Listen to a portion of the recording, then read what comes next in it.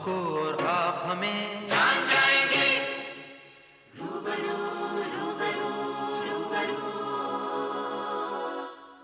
नमस्कार, एटको रूबरू में आपका स्वागत है। आज हम आपकी मुलाकात एक ऐसे नेता से करा रहे हैं जिसने महाराष्ट्र में शरद पवार विरोधी मुहिम छेड़ वहां से कांग्रेस का पत्ता साफ कराने में सफलता हासिल की। वर्तमान में वह शिवसेना भाजपा गठबंधन की महाराष्ट्र में बनी पहली सरकार के बहुचर्चित डिप्टी चीफ मिनिस्टर हैं। जी हां, हम बात कर रहे हैं भाजपा नेता गोपीनाथ मुंडे की। 12 दिसंबर 1949 को महाराष्ट्र के बीड जिले के एक किसान परिवार में पैदा हुए गोपीनाथ मुंडे ने स्कूल के दिनों से छात्र राजनीति में हिस्सा लेना शुरू किया। उन्हीं दिनों वे अखिल भारतीय विद्यार्थी परिषद से जुड़े और विद्यार्थी परिषद की अंबा जोगाई शाखा में महासचिव बने। यहीं से मुंडे ने राजनीति की दुनिया में पहला कदम रखा। इसके बाद 72-73 में वे विद्यार्थी परिषद की राज्य इकाई की कार्यकारिणी में शामिल कर लिए गए। पुणे के लॉ कॉलेज में श्री मुंडे भाजपा की छात्र इकाई के प्रमुख भी रहे। 1974 में वे जयप्रकाश नारायण मानपत्र समिति के अध्यक्ष बने। बाद में उन्हें भारतीय जनता युवा मोर्चा का अध्यक्ष चुन लिया गया। देश में आपातकाल लागू होने पर वो भूमिगत होकर औरंगाबाद जिले में जनसंघ के लिए काम करते रहे, लेकिन दिसंबर महीने में उन्हें गिरफ्तार कर लिया गया और 16 महीने तक नासिक जेल में रखा गया।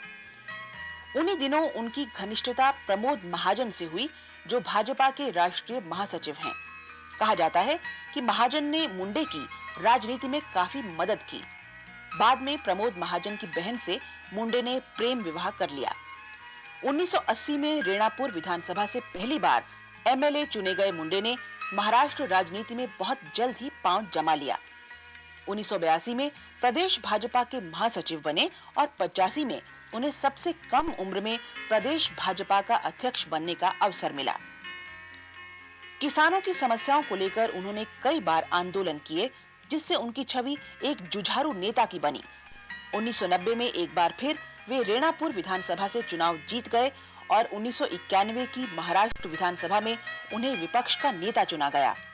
राजनीतिज्ञों की अपराधियों से सांठ-गांठ को लेकर इन्होंने पूरे प्रदेश में एक संघर्ष यात्रा शुरू की, जिससे इन्हें खासी लोकप्रियता हासिल हुई। 1994 के विधानसभा चुनाव में कांग्रेस की हार हुई और पहली बार महाराष्ट्र में शिवसेना भाजपा गठबंधन की सरकार बनी। इस सरकार में गोपीनाथ मुंडे उप मुख्यमंत्री बने। महाराष्ट्र भाजपा में आज मुंडे को सबसे अधिक असरदार और दबंग नेता माना जाता है। कहते हैं कि महाराष्ट्र में बीजेपी में आपने किसी दूसरे लीडर को भरने नहीं दिया। नतीजन ये कि अगर कोई जाना जाता है महाराष्ट्र बीजेपी में तो गोपीनाथ मुंडे। Maharashtra BJP means Gopinath Munde. गोपीनाथ मुंडे से अलावा कुछ नहीं है। ऐसी बात नहीं है, क्योंकि इस पार्टी का श्री उत्तमराव पाटिल जी ने बहुत समय तक नेतृत्व किया। श्री फरांदे जी, श्री वाहडने जी, श्री डांगे जी, बहुत सारे नेता हैं जिन्होंने पार्टी को गए 30-40 साल से ये पार्टी का नेतृत्व करते आ रहे हैं। इसलिए मैं तो अभी गए 10 साल से ज़्यादा राजनीति में आगे आया हूँ। इसलिए ऐसी कोई बात नहीं कि मैं यानी पार्टी, हम सब मिलकर पार्टी है।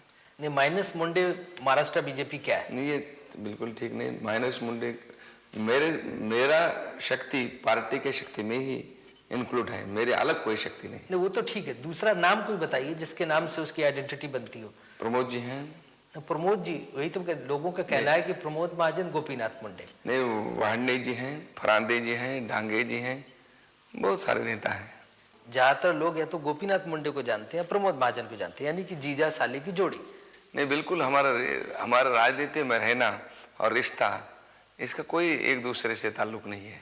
ये लोगों का इंप्रेशन ये है कि ऊपर से प्रमोद महाजन को पकड़ लो, दिल्ली में बंबई में पकड़ लो गोपीनाथ मुंडे को, पूरी बीजेपी अपने साथ है। नहीं, गोपीनाथ मुंडे और प्रमोद महाजन अकेले बीजेपी ने, लाखों कार्यकर्ता मिलकर बीजेपी है। इसलिए ऐसा कोई कहता है तो उसमें कोई मतलब नहीं। पूरी बीजेपी दोनों लोगों की जेब में नहीं है। बीजेपी ऐसी पार्टी नहीं कि किसी भी जेब में, गोपीनाथ मुंडे का जेब इतना बड़ा नहीं कि बीजेपी मेरे खिस्से में बैठे। ये कोई गोपीनाथ मुंडे के लिए काम नहीं करता, प्रमोद महाजन जी के लिए नहीं काम करता। हम तो प्रिंसिपल के लिए काम करते हैं और हम किसी व्यक्ति के पीछे पार्टी खड़ा नहीं करना चाहते और खुद के भी पीछे खड़ा नहीं करना चाहते। महाराष्ट्र में अपनी मेहनत से आप ऐसा संगठन नहीं खड़ा कर सकते बीजेपी का कि उसे शिवसेना के ऊपर आधारित न रहना पड़े, शिवसेना की मोहताज ना रहे, वो अलग से अपना उसका इतना दबदबा, इतना इन्फ्लुएंस हो जाए कि सारे राज्य में सरकार बनाने की हैसियत उसकी आ जाए। नहीं, मुझे नहीं लगता है कि इसकी कोई आवश्यकता है। शिवसेना और हम में काफ़ी हम विचार एक हैं, हमारी विचारधारा एक है, मुद्दे एक हैं, तो इसलिए दोनों पार्टियों के मुद्दे समान हैं और दोनों का, जहाँ सेना का भी प्रभाव है वहाँ हमारा नहीं, हमारा प्रभाव है वहाँ उनका नहीं, इसलिए हमें कोई टकराव नहीं। क्या बीजेपी की ऐसी क्षमता नहीं बन सकती है कि पूरे राज्य में उसका आधार बन जाए?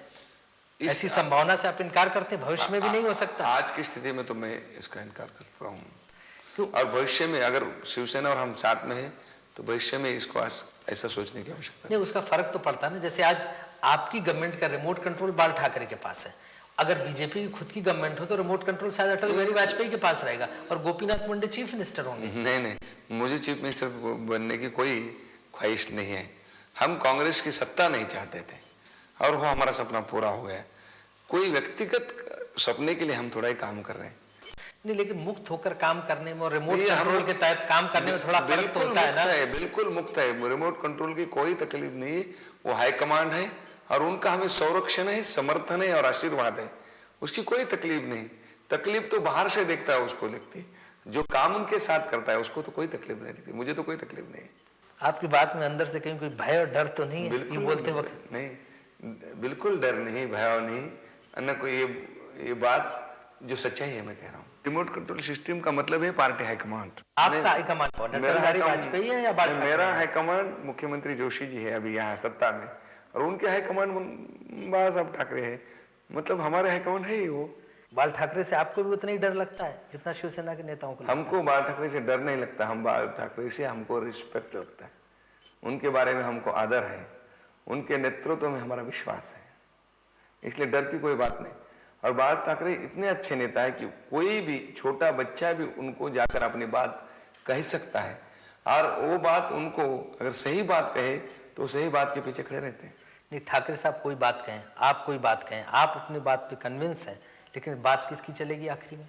नहीं, ऐसी कोई बात ही नहीं आई कि मेरे और ठाकरे साहब के बीच में किसी बात के लिए टकराव है, ऐसी कोई बात ही नहीं आई। लोगों को कुछ ऐसा महसूस होता है कि आपके ऊपर शिवसेना हावी है, शिवसेना जो चाहती वही होता है, आपकी ज्यादा चलती नहीं है।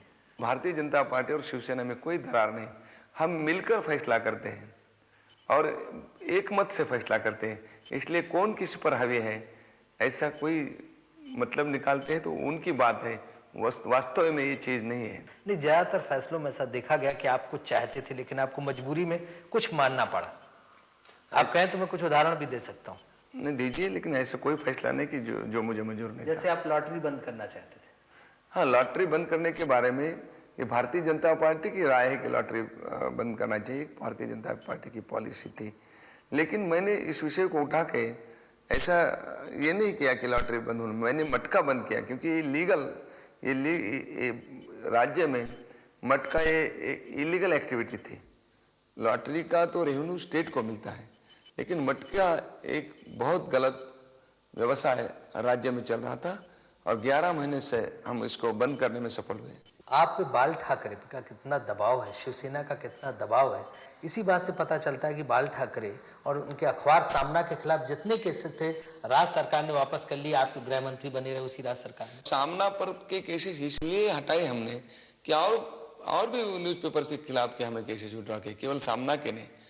इतना ही नहीं, महाराष्ट्र में हमने एक ऐसा कदम उठाया कि जिन्होंने पब्लिक कॉज के लिए संघर्ष किया उन पर के सारे केसेस हटाए, चाहे वो जनता दल का हो, चाहे वो कम्युनिस्ट हो, चाहे वो कांग्रेस हो। बंबई दंगों की जांच के लिए जो श्री कृष्ण आयोग बनाया गया था उसको भी वाइंड अप कर दिया आपने। अभी किसी आयोग को अपना काम समय में करना चाहिए, उनको बहुत बार एक्सटेंशन दिया गया, उसके बावजूद भी वो अपना काम पूरा नहीं कर सके। हमारी सरकार आने के बाद भी हमने एक्सटेंशन दिया उनको, और उनका टर्म ऑफ रेफरेंस दिया कि बाबरी मस्जिद के गिरने के कारण इसमें क्या इसके कारण ये दंगे हुए, उसकी जांच उनको दी थी। अब इसके सारे केसेस के नतीजे आने लगे, उसके बाद इस निष्कर्ष का कोई मतलब नहीं रहा था, इसके कारण हमने उस श्री कृष्ण आयोग को रद्द करवाया। लोगों का मानना है कि शिवसेना के लोग इसमें फंस रहे थे, शिवसेना के कार्यकर्ता फंस रहे थे, इसलिए सरकार ने विड्रॉ कर लिया। नहीं, श्री कृष्ण आयोग को हमने हटाया, इसके कारण इसके पीछे ये बात थी, ये कहना हम पर अन्याय होगा।